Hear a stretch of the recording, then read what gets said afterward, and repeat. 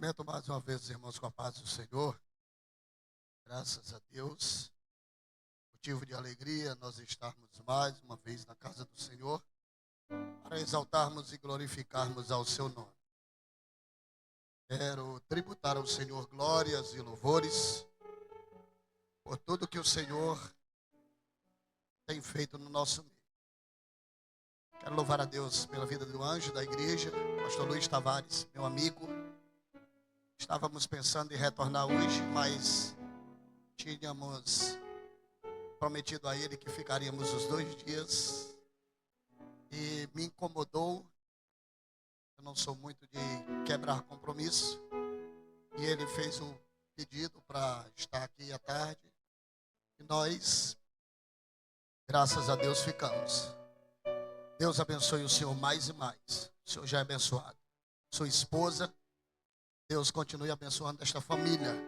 Obrigado pela recepção calorosa, a vontade de ficar.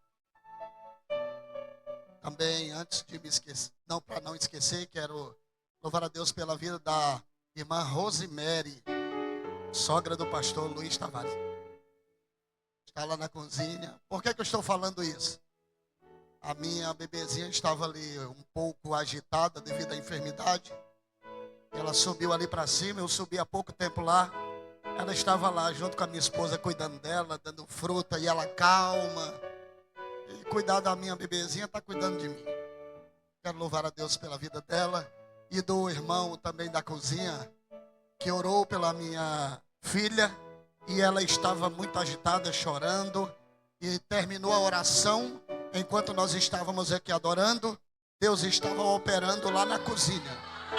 Ele fez a oração, a minha filha ficou calma. E Deus revelou algo para ele que somente eu e minha esposa sabíamos. E foi uma comprovação de uma prova que ela colocou a Deus. E Deus aprove a ele se revelar para o irmão. Irmão Abraão, evangelista Abraão, Deus te abençoe. Todos os companheiros, Deus seja louvado pela vida de todos os cantores, amigos. Abra sua Bíblia. Evangelho segundo escreveu Lucas, capítulo de número 1. Louvar a Deus pela vida da minha esposa, nossa bebezinha, todos os amigos, pastor Natan, pastor Rodrigo Maurício, pastor Ademilson, pastor Adriano, que conheci da outra vez que estive aqui. Conheci o pastor Adriano, a todos os amigos aqui, todos os companheiros, cantor Cidão de Jesus, meu amigo, cantor João Carlos, cantor Adriano, Deus abençoe. Lucas capítulo de número 1, versículo de número 37. Quero também mandar o meu abraço, através dos nossos companheiros, ao pastor José Carlos, o pastor Newton, não recordo o meu nome no momento, vai estar conosco no campo de São Gonçalo, no dia 22 de março, uma cruzada no campo de São Gonçalo do Amarante, em nome de Jesus. Enviado através do pastor José Carlos, não é o assessor dele mesmo. Estava em Camboriú e o pastor Adriano fez a ponte e vai estar conosco, em nome de Jesus. Não. Ítalo, pastor Ítalo. Muito bem. Lucas capítulo de número 1, verso 37. Porque para Deus nada é impossível. Pode se assentar em nome de Jesus. Diga, para Deus nada é impossível. Não tenho o costume de fazer isso, mas vai constranger um pouco. Mas olhe para o irmão que está do seu lado. Olhe para ele. Olhe para ele. E diga hoje. Diga hoje. Você vai sair daqui grávido.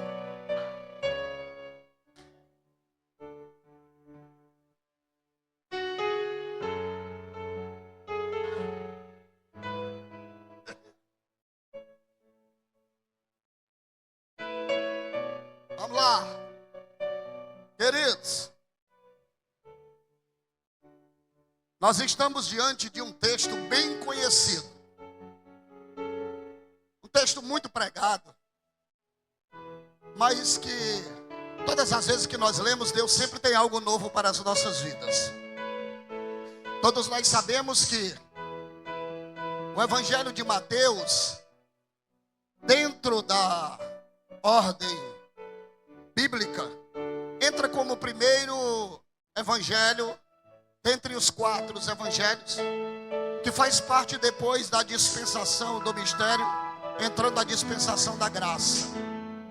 Só que se a Bíblia fosse detalhada dentro do seu fator histórico, nós sabemos que o primeiro evangelho não seria o evangelho de Mateus, mas sim o evangelho de Lucas. Por que o evangelho de Lucas? Porque o evangelho de Lucas foi o início de tudo. A graça não começa em Mateus.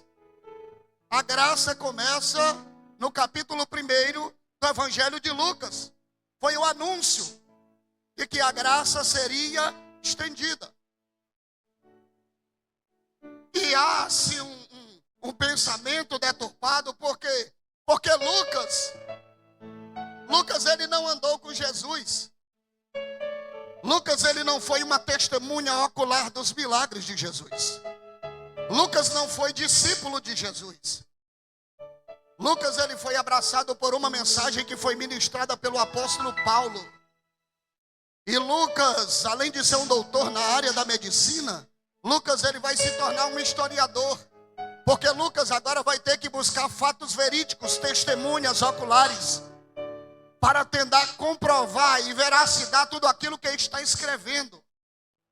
Lucas, quando é abraçado pela graça, Lucas sente o desejo de escrever sobre os milagres de Jesus. E no decorrer do seu ministério, Lucas escreve 2 livros. O primeiro livro que intitula o seu nome, o livro do evangelista Lucas. O segundo livro é o livro do Atos dos Apóstolos ou Atos do Espírito Santo.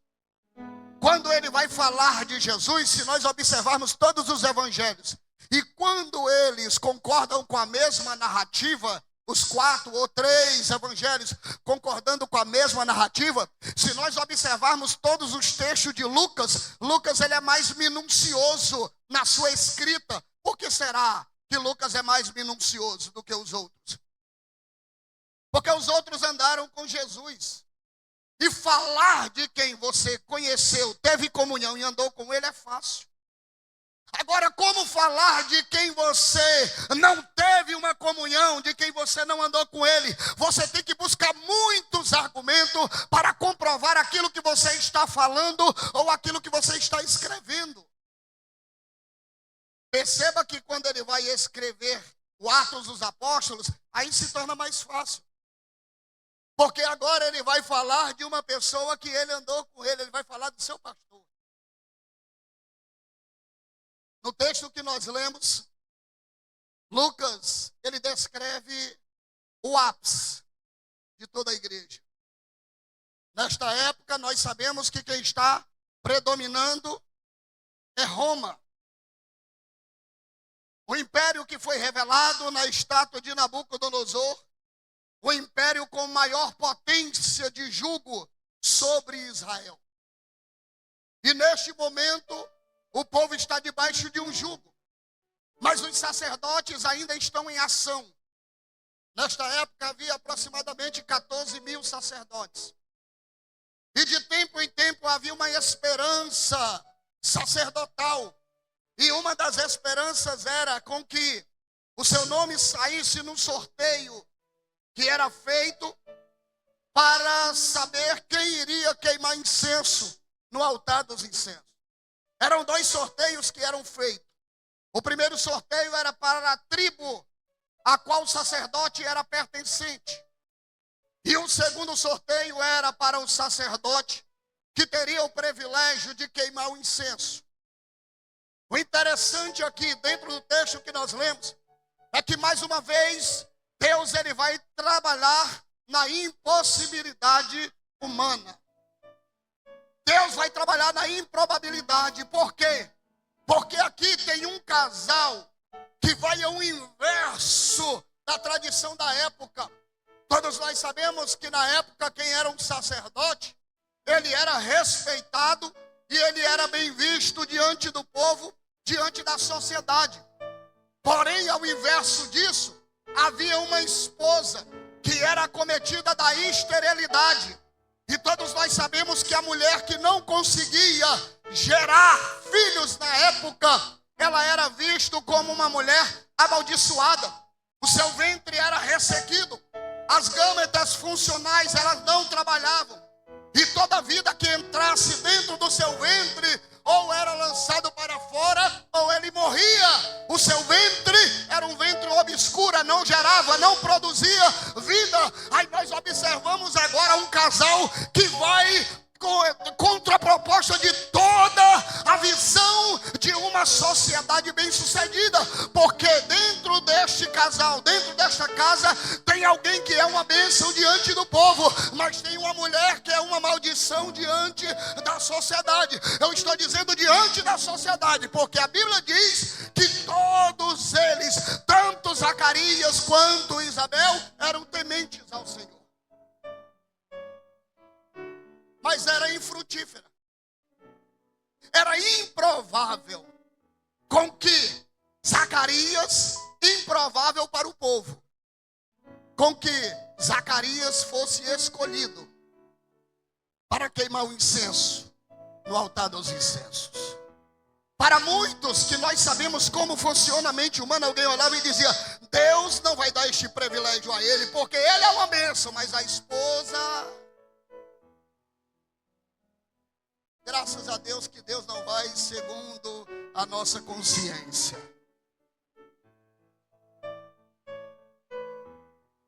O homem até é uma bênção, mas a esposa é infrutífera. Não consegue gerar, já estão avançados em idade.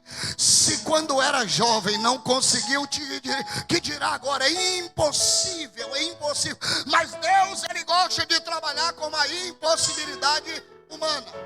Eu lembrei-me agora de Marta e Maria, que sempre recepcionavam Jesus em casa.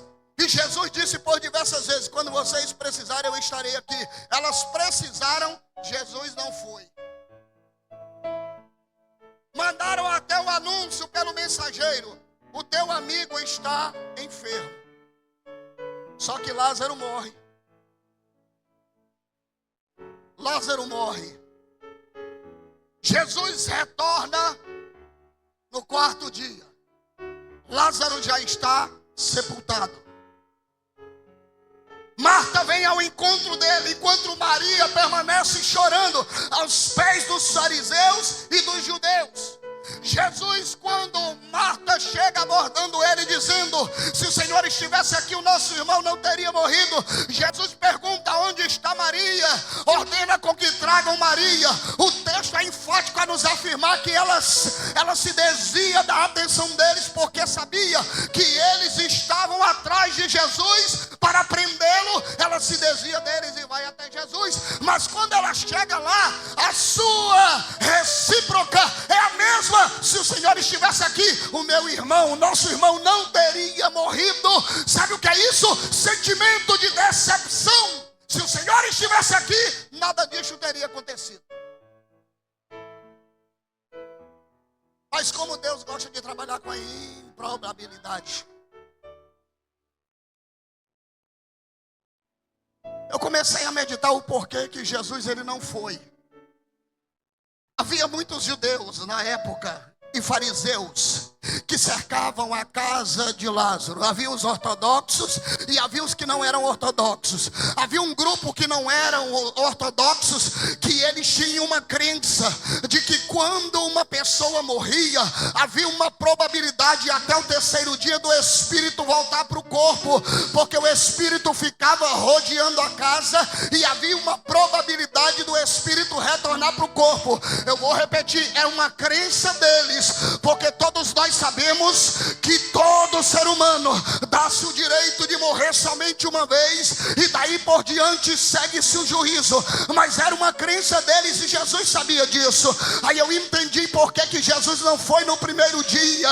Porque se Jesus fosse no primeiro dia, eles diziam: não é milagre, o Espírito voltou para o corpo. Jesus não vai no segundo dia, porque se Jesus vai no segundo dia, eles diziam: não é milagre, o Espírito voltou para o corpo. Eu entendi por que Jesus não foi no terceiro dia. Se Jesus vai no terceiro dia, eles diziam: não é milagre, o Espírito voltou para o corpo.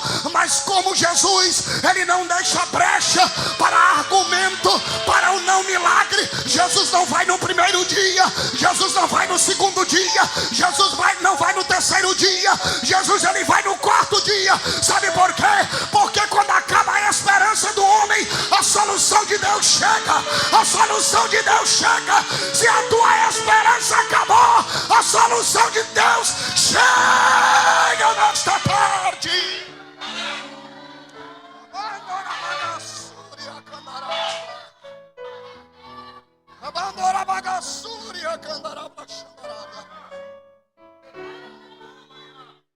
O Deus da improbabilidade está aqui.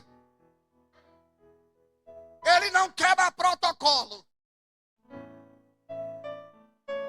Eu vou repetir mais uma vez: Deus ele não quebra protocolo para te abençoar. Sabe por quê? Porque a Bíblia Sagrada também deixa bem claro que Jesus ele é reto. A palavra protocolo vem de regra. Deus não precisa quebrar regras para te abençoar. Tem pregadores que pregam emocionado dizendo: Deus hoje vai quebrar protocolo para te abençoar. Deus não precisa quebrar regras para te abençoar. Quem quebra regras é o homem. Jesus não. Jesus faz o certo. Jesus ele faz correto. Talvez você pense de outra forma, mas ele age por outro lado e executa na sua vida, porque ele é Deus. Aleluia.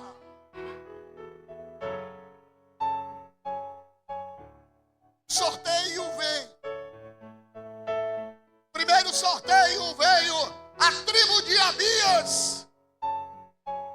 O coração de Zacarias acelera. Zacarias era pertencente à tribo de Abias. De repente, o improvável acontece. Zacarias é sorteado para queimar incenso.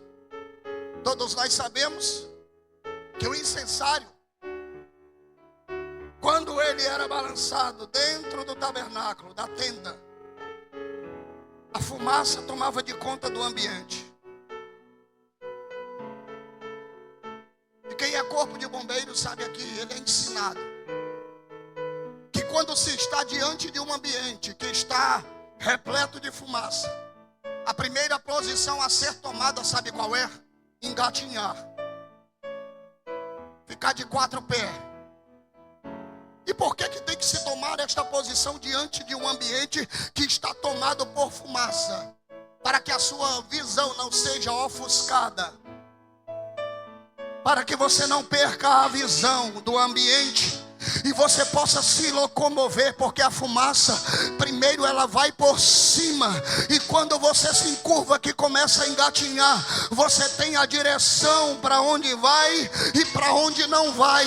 Por isso que Zacarias, ele está rodando o incensário, mas a minha Bíblia não diz, então não posso afirmar que ele resolveu se curvar, mas eu tenho uma certeza que se aquele ambiente foi tomado pela fumaça, que quando a fumaça começava a subir, representava a oração do povo que estava do lado externo da tenda do tabernáculo, estavam orando, intercedendo para quem sabe Deus se revelar para o sacerdote, para trazer uma mensagem de Deus. Quando a fumaça começa a tomar de conta do ambiente, a primeira coisa que o ser humano perde é a sua visão. E que visão é essa, pregador? É a visão física.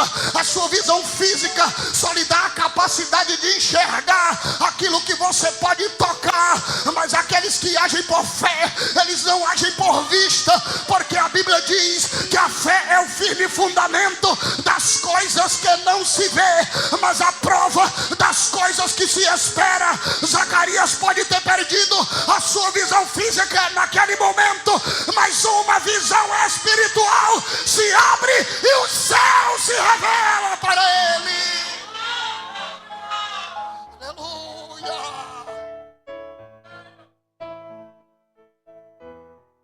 A visão de Zacarias se abre. E de repente Zacarias se depara com o mensageiro do Senhor, que traz a seguinte notícia: o Senhor ouviu a tua oração. Eu vou repetir de novo porque isso aqui ecoou agora. Isso aqui desceu quentinho. O Senhor ouviu a tua oração. Só quem crê, levanta a tua mão.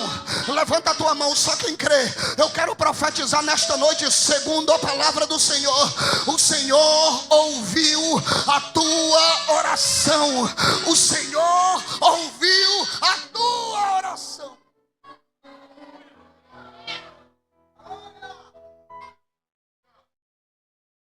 Só tem uma forma de Deus ouvir o teu coração. É um coração aquebrantado. A voz de um coração aquebrantado às vezes não precisa sair uma palavra. Basta descer uma lágrima, ele já entende tudo. Porque tem alguém que intercede. A palavra aqui no grego de interceder é transmitir. A sua lágrima cai e o Espírito Santo traduz toda a mensagem. Ele está precisando disso.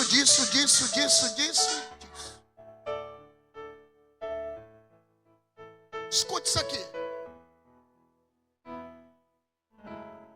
Sabe por que Deus não opera mais tanto na igreja atual? Está faltando lágrimas. Eu vou repetir de novo, está faltando lágrimas. Eu não quero profetizar que Deus vai enxugar hoje os seus olhos, enxugar as lágrimas dos seus olhos, não. Eu vim profetizar que você vai chorar. Eu vim nesta tarde profetizar que você vai chorar. Você vai chorar muito. Que é isso, pregador? Ai, irmão, me perdoe, eu não sou pregador emocionado. Você vai chorar muito.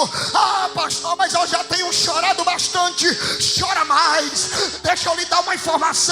Só tem duas coisas que são manifestadas na terra e chega lá no céu do jeito que é manifestado na terra. A primeira coisa que é manifesto na terra, que chegou no céu da forma que foi manifestado, foi a marca dos cravos. Quando Tomé, ele desacredita que o Senhor havia ressuscitado, o Senhor chega para ele e diz assim: Tomé, toca. Ele já havia sido glorificado, mas as marcas permaneceu.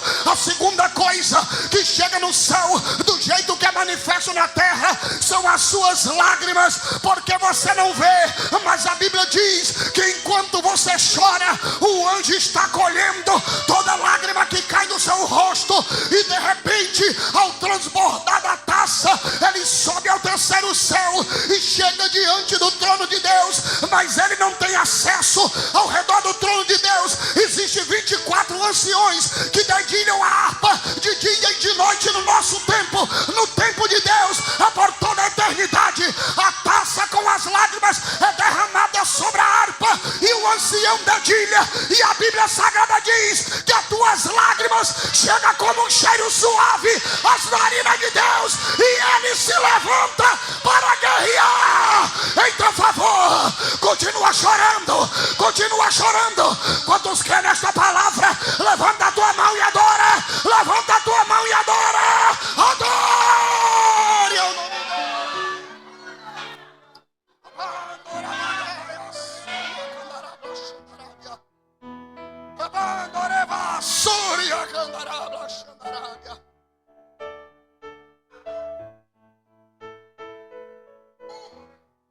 O Senhor traz o anúncio a Zacarias que a sua esposa conceberia à luz um filho, e o mesmo faria o caminho para o Messias.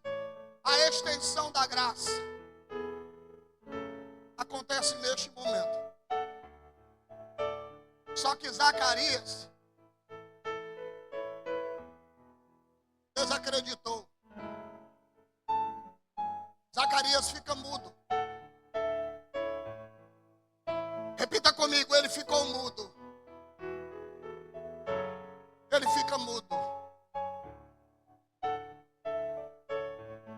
Mas o texto diz, pastor Luiz Tavares, que enquanto isso as pessoas permanecem do lado de fora orando, intercedendo. Deus não vai se manifestar dentro do ambiente por conta de Zacarias. Tem alguém do lado de fora intercedendo. Tem alguém do lado de fora clamando. É por isso que o pastor Rodrigo Maurício foi bem preciso aqui em suas palavras, quando disse: Deus não se manifesta por conta do homem. Por quê? Porque a glória não é para o homem prega, mas a glória é de Deus. O homem canta, mas a glória é de Deus. O milagre acontece, mas a glória é de Deus. Prodígios e maravilhas se manifestam, mas a glória é de Deus. Por isso que todas as vezes que eu dobro o meu joelho e vou orar, a minha oração é uma só: Senhor, preserva o meu coração, preserva o meu coração, preserva o meu coração. Por quê? Porque as oportunidades que se abrem para mim é só mais uma. Eu cumpro a minha tarefa e volto para a minha casa. Guarda o meu coração, guarda o meu coração, porque é o Senhor quem faz, é o Senhor quem faz, é o Senhor quem faz.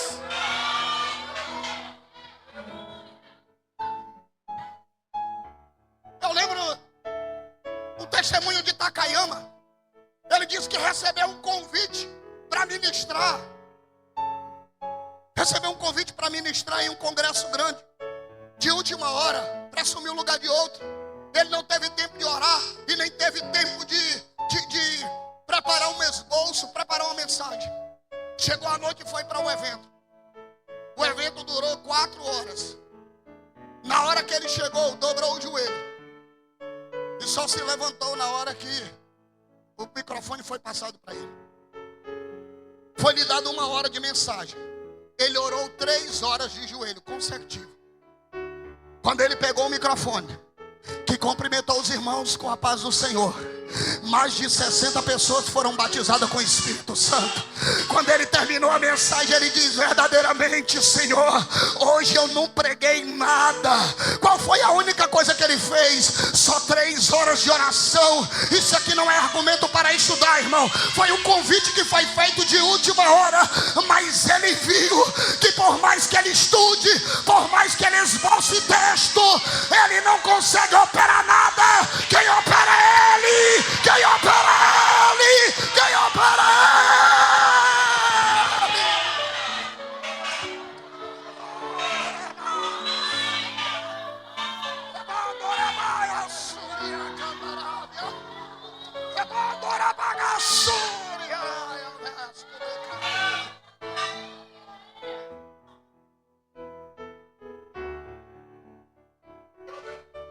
Zacarias desacredita da mensagem.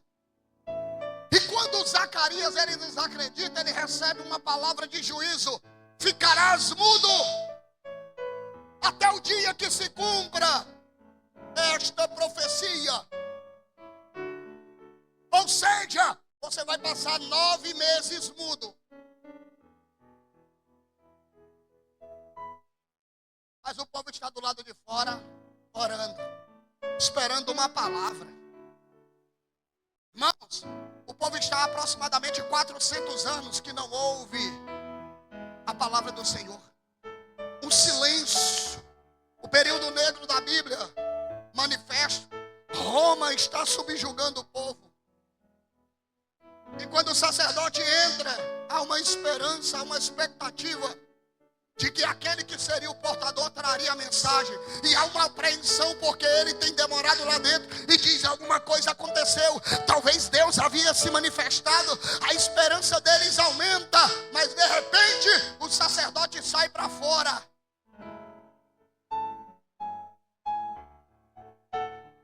E quando as pessoas pensam: agora vai sair uma palavra, ele: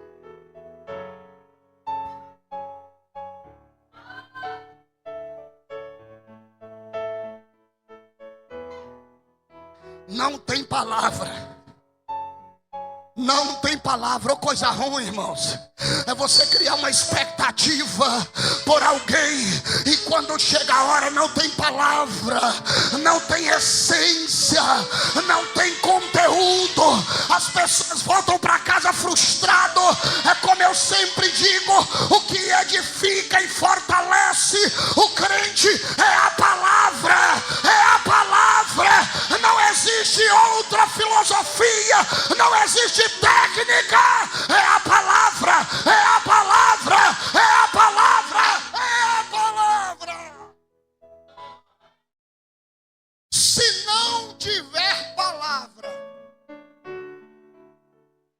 não tem restauração. Se não tiver palavra, não tem cura. Se não tiver palavra, não tem libertação. Se não tiver palavra, não tem manifestação, prodígios. Porque tudo começou pela palavra e tudo findará pela palavra. Eu vou repetir de novo, tudo começou pela palavra e tudo se findará pela palavra. Gênesis capítulo de número 1, verso 1, escreveu Moisés dizendo: no princípio criou Deus os céus e a terra. E como foi que os céus e a terra foram criados? Haja terra, haja lua, haja as estrelas. Todas as vezes que há algo para ser criado, o verbo haja se manifesta. Haja no grego é palavra verbalizada. Então, no princípio, os céus e a terra foram criados pela palavra. No princípio, foram criados pela palavra. Isaías capítulo de número 43, versículo de número 13. Ainda antes que houvesse o dia, ele já era o que, pregador? João capítulo de número 1, versículo 1. No princípio era o verbo, e o verbo estava com Deus, e o verbo era Deus. Apocalipse capítulo de número 21, disse Jesus: eu sou o alfa e eu sou o ômega, eu sou o princípio e eu sou o fim. E se ele diz no princípio criou Deus os céus e a terra pela palavra, mas passará os céus e passará a terra, mas a minha palavra, a minha palavra, a minha palavra, a minha palavra não há de passar.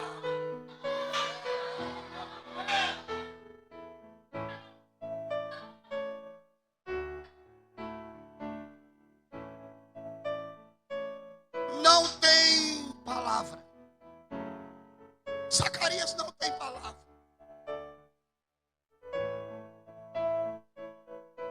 Mas tem uma coisa que ele tem boa. Ele não falou, mas ele sentiu. Ele sai para fora e ó. Mas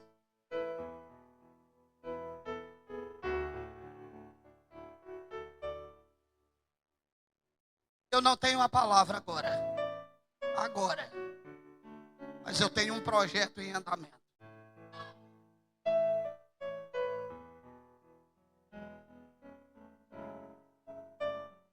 Permanece mudo. Passa-se 6 meses. Quantos meses? 6 meses. De repente, tem alguém.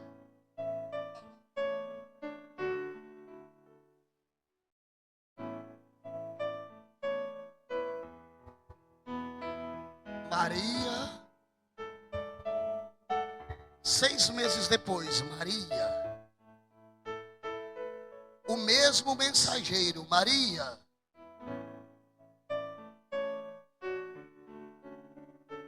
Eu tenho boas novas para ti, Maria. Senhor, como? Tu darás à luz um filho.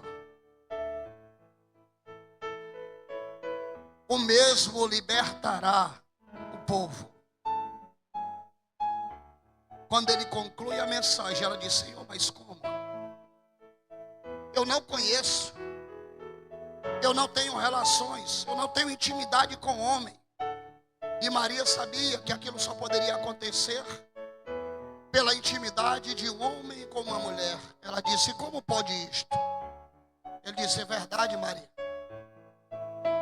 Você não conhece homem. Por isso que você está sendo privilegiada. Porque o que virá de ti,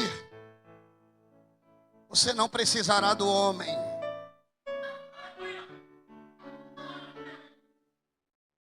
virá dele.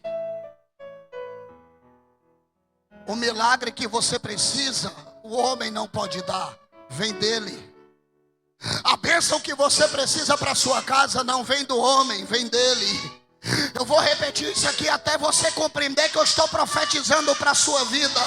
Para o seu ministério alavancar, você não precisa do homem, é dele.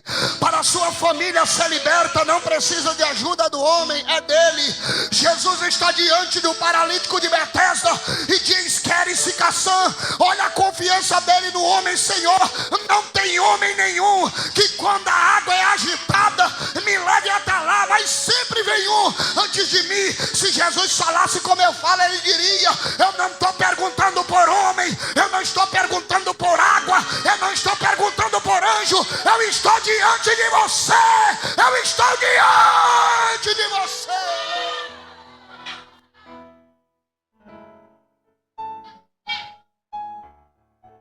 Maria, o milagre que você precisa não vem do homem.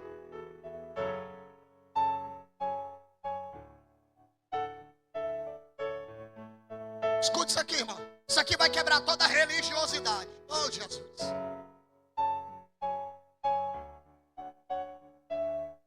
Isso aqui vai quebrar toda a religiosidade. E às vezes arruma até problema. Não tem problema não. Eu já tenho muitos, mas um. Ó. Isso quebra toda a religiosidade. Graças a Deus que não quebra a espiritualidade, mas a religiosidade quebra. Porque quando falamos de obra de Deus, nós só vemos a imagem de um homem. Mas aqui,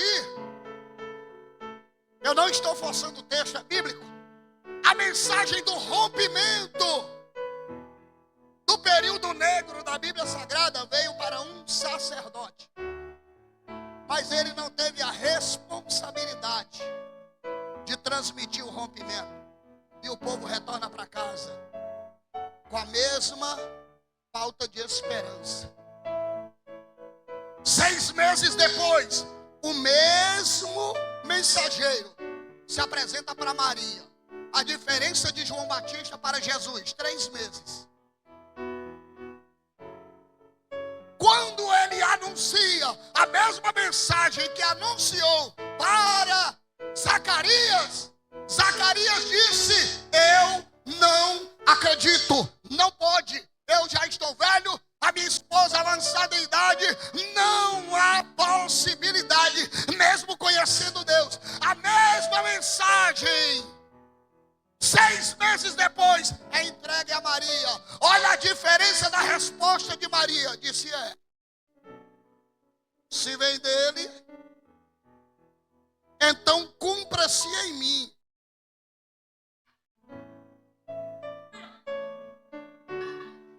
Cumpra-se em mim a vontade dele. O sacerdote não acreditou, mas a irmã Maria disse: eu acredito, eu creio. O sacerdote não acreditou, não foi capaz de enviar a mensagem, mas Maria disse: eu aqui estou pronta para levar a mensagem. Pá, engravidou na hora.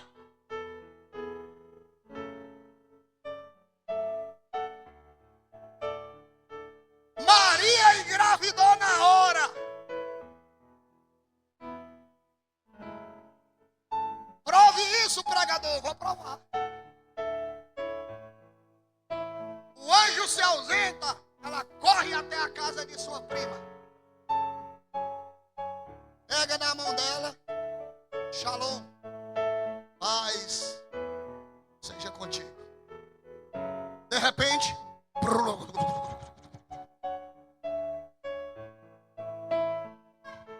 fazer que nem o pastor Carvalho Júnior, só por esse já era para estar dando glória a Deus. A Bíblia Sagrada diz que o ventre dela estremece. Há uma concordância. E Isabel diz: bendita és tu entre as mulheres, e bendito é o fruto do teu ventre. Maria engravidou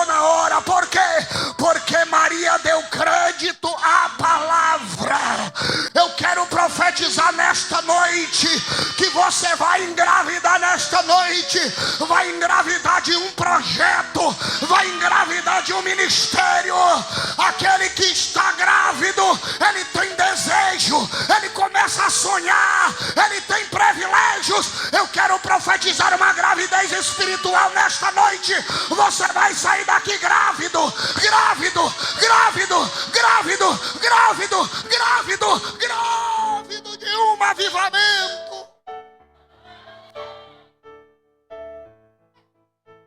Irmãos, o tal da gravidez é tão sério. A minha esposa, quando nós íamos para algum lugar, para a casa lotérica, aí quando a gente chegava, olhava assim, 20 pessoas na frente. Sabe qual era a primeira coisa que acontece? O semblante cai.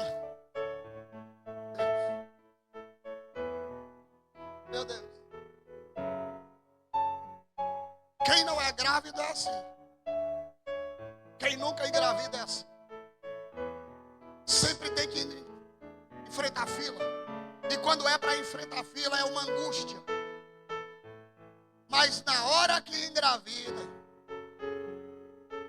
chega na casa lotérica, tem 20 pessoas. Ela empina o nariz, estufa a barriga para frente, sai do meio, eu tenho prioridade. Sai do meio, eu tenho prioridade. Sabe o que é isso, irmão? É porque quem engravida tem projeto. A minha esposa, a minha filha nem tinha nascido, ela já via a menina vestida com a roupa rosa, o laço rosa, até a gravata minha ela viu, era rosa. Sabe por quê?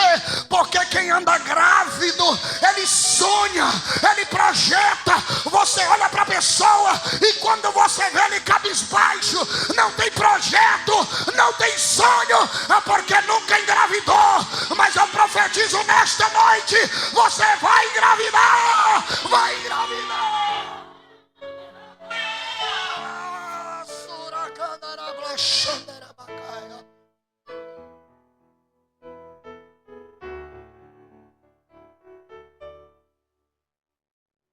Diga o que o homem não fez. Diga o que o homem não fez, a mulher fez. Na obra de Deus, eu não estou aqui substituindo a cabeça do homem, que foi ordenada por Deus. Mas eu estou falando de obra, serviço do Senhor. Quando não tem o homem para fazer, Deus vai usar a mulher. Mas a obra não para. A obra não para. A obra não para. Eu estava aqui ontem do lado do pastor Ademilson e eu comecei a olhar para o conjunto de cá e disse assim: você está vendo, pastor? Isso parece que é uma febre aí em todo lugar. Todo evento da igreja, quem marca peso são as mulheres. Pode não ter muito jovem, pode não ter ninguém na nave, mas o conjunto das mulheres está cheio. Todo evento é desta forma. Sabe o que é isso? As mulheres fazendo a diferença. Porque quando não tem o homem para se levantar, a mulher se levanta e diz: nós vamos fazer, mas a